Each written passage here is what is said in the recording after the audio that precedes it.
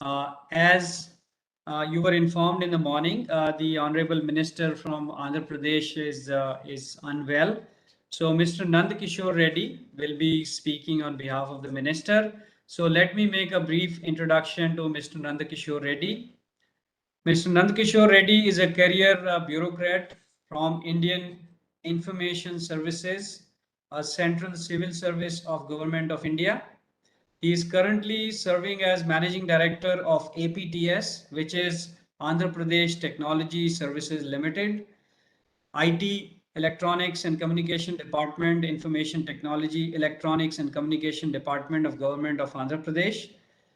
Mr. Reddy is also serving as Group CEO of APEITA, which is Andhra Pradesh Electronics and Information Technology Agency, and is responsible for investment promotion for IT and electronics sector in Andhra Pradesh.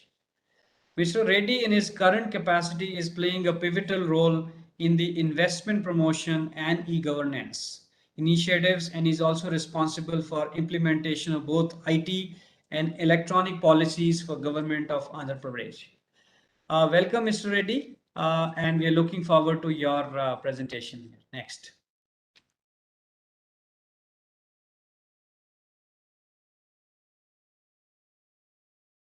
Yes, thank you, Mr. Vivek. Yes, respected. Yes, we can hear you clearly. You can go live. Thank you. Right. Thank you, Mr. Vivek. Respected Shri Raju Chandrasekhar Garu, Minister of State for IT and Electronics, Government of India. Respected Dr. Ashwath Narayan Garu, Minister of Electronics, IT and BT, Government of Karnataka. Industry leaders, Mr. Atul Lal, VC and MD, Dixon. Mr. Randeep Singh Khokar, GM Tata Motors. Mr. Krishnamurthy, CEO and President IESA. Mr. Rajiv, Chairman IESA. And to participants from the ESDM industry. It is my distinct honor and pleasure to be part of this august conclave and share my thoughts with you. This 16th edition of the Vision Summit by IESA certainly comes at an opportune time, as the next decade is believed to be the defining one for India's ESDM industry. The 75th year of our nation's independence therefore provides us with the opportunity to look back at our historic decades of development and inspire us to develop a roadmap for a futuristic India with high growth potential projected to become a $5 trillion economy. And the ESDM sector is poised to play a significant part in this growth, contributing to about 20%, that is $1 trillion economy. Let me start by addressing the question. So what are the key tenets that need to be addressed to enable the India's ESDM's growth trajectory in achieving this $1 trillion economy? As nations, both developed and developing, trace the path of recovery, there is a growing demand for high quality new products and shift away from reliance on a single source supply chains. The old adage that goes, change is the only constant in life, is quite apt during these uncertain and unprecedented times. And the only way we could sail through this wave is by innovating constantly and expanding our horizons. The pandemic was a wake-up call for many organizations to look at their IT infrastructure and security in light of increasingly normalized work from home culture. COVID-19 has accelerated the adoption of digital technologies across segments and the emergence of new technologies like artificial intelligence, machine learning, Internet of Things will create demand for new products. In this transition to Industry 4 driven by interplay of tech innovations, electronics lie at the heart of digital transformation endeavor. Now is the time for India to step up its electronic hardware manufacturing capabilities and pair them with software progress to emerge as one of the world's powerhouses in the electronics area. So what's needed to propel it further? First, we need to incubate fresh talent by fostering greater industry-academia collaboration. We need to infuse more vibrancy and scout for ingenious ideas by harnessing pre-existing capabilities with a local approach. And most importantly, we need to establish right infrastructure and enabling policies to enable integration with global value chains to increase production and exports. So this necessitates a quicker action because as the growing demand for electronic goods will also increase the reliance on imports unless timely steps are taken to boost indigenous electronic manufacturing. The current global chip shortage is one such case in point, which has shown us the need to accelerate the domestic manufacturing capabilities. We at the government of Andhra Pradesh are investing in future through holistic revamp of education and skill landscape in the state, local MSME vendor sourcing programs to meet global quality, and fast-tracking development of industrial infrastructure and connectivity. To elaborate further, so in terms of skill development area, we are establishing 25 skill centers in 25 MP constituencies, one skill university in partnership with industry, operating and knowledge partners to bridge the skilling gap and make the workforce industry ready in line with the emerging technologies. We have known for this skill shortage, and many industries are coming to us, reaching to us, asking for skilled manpower. So to address them, we are running the industry ready, what industry wants from the skill development side. So we are taking their inputs, and then actually we are skilling our own students so that actually industry ready skill pool is available with the industry when and as and when they are starting manufacturing or in the IT side also. So how to harnessing pre-existing capabilities with a global approach.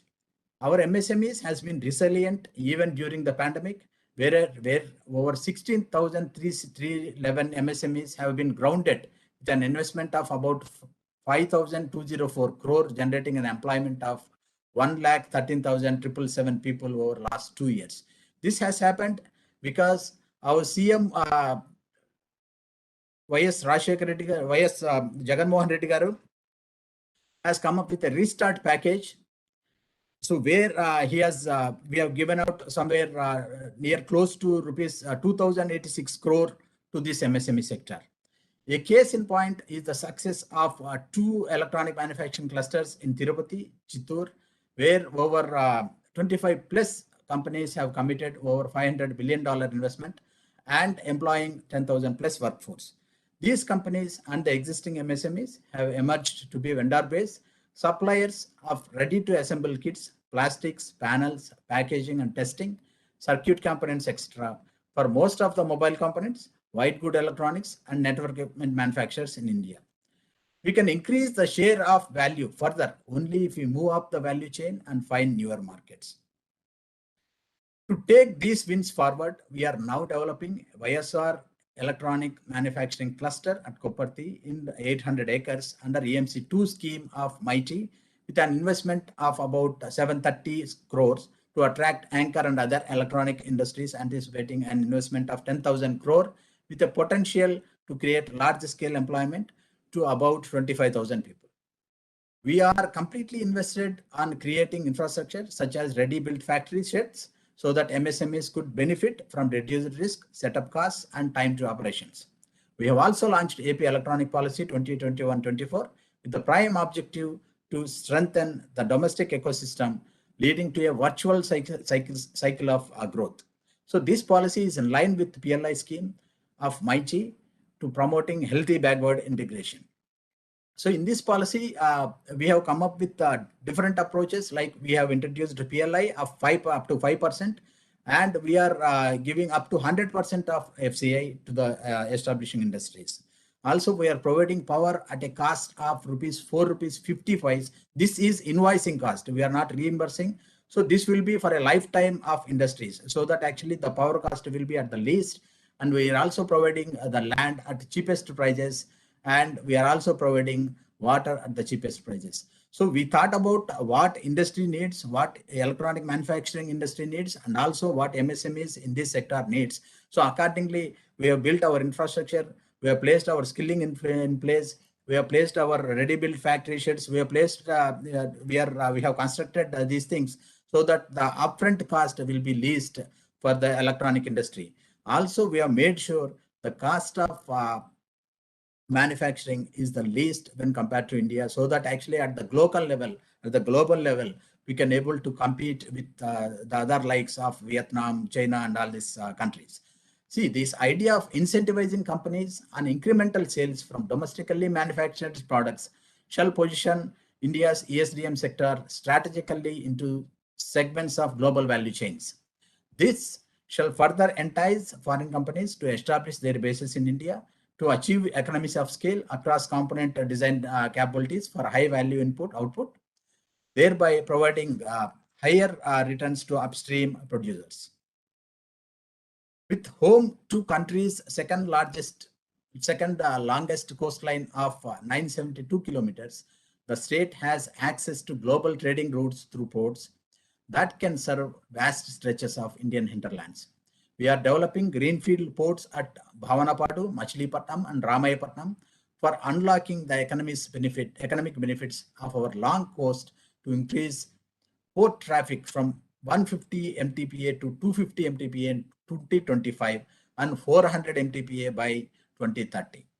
We are developing exports-led infrastructure with upcoming airports, road and rail connectivity to hinterland to drastically reduce the cost of logistics and make our ESDM players competitive in global production networks. In conclusion, so we have Andhra Pradesh is the only state that is having 4 designated electronic manufacturing clusters. One is at Sri City, 2 are at Tirupati, 1 greenfield EMC at YSR EMC, where actually we have provided complete ready to boundary level infrastructure, ready-made internal infrastructure is available, and then ready-made factory built sheds are available, and we are invoicing power at the cheapest cost, that is 4 rupees 50 paise per unit, and also we are invoicing the water and land costs are minimal, and we are also on the other line, actually we are also thinking on the other line, and we have established skill development centers, and we are skilling our own students so that when the factory comes, so they won't have any sort of problems. And we are also come up with a single window clearance system. So which is case in point, actually Andhra Pradesh has been the #1 in ease of doing business for the past couple of 3 years or 4 years continuously. So this is the reason. So actually once a company applies for this single window clearance, so within 21 days, you will get all your clearances online itself. So you need not, the industry leaders or industry need not go around each department to department. So that way we have brought in process reforms, we have brought in infrastructure, we have brought in skilling needs, and we have also brought in this MSME restart packages so that the finance is available to them. And then we have taken steps to be, the industry is led at the least cost of operations. Above all, we have brought in PLI, where we are providing the production linked incentive scheme, where we are providing incentives up to 5% of your productions, so that actually your 100% of fixed capital investment is covered in this sector. So accomplishing these targets need a collective effort from the leadership of governments to set clear policy standards and that of business to innovate, scale up, and compete in new markets. With this, I'd like to conclude my brief address. I'd like to thank IESA functionaries, especially Mr. Raju, Chairman, IESA, and Mr. Krishnamurthy, CEO, IESA, for organizing the Vision Summit. Thank you so much.